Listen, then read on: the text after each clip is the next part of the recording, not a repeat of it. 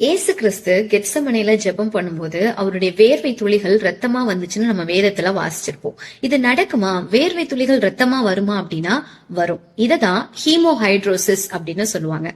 ஒரு நபர் அதிகப்படியான கஷ்டத்தையும் கவலையையும் மன வேதனையையும் அனுபவிக்கும் போது உடம்புல ஏற்படக்கூடிய ஒரு சில மாற்றங்கள் காரணமா வேர்வை துவாரங்கள் வழியா ரத்தம் வெளியில வரும். இததான் ஏசு கிறிஸ்து அனுபவிச்சிருக்கிறாங்க.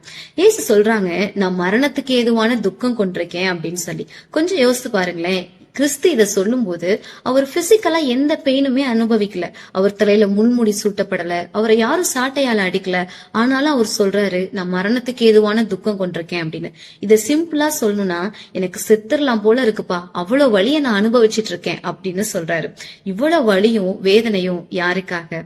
எனக்காக, உங்களுக்காக. கொஞ்சம் யோசித்து பாருங்களேன். இந்த யூனிவர்ஸ படைச்ச தேவன் உங்களுக்காகவும் எனக்காகவும் அவருடைய ஜீவனை கொடுக்கறதுக்கு ஆயத்தமா இருக்கிறார். இவ்வளவு வழியையும் நமக்காக அவர் கோத்ரூ பண்றாரு. இதை விட ஒரு மேலான காஸ்பல், ஒரு நற்செய்தி வேற என்னவா இருக்க முடியும்?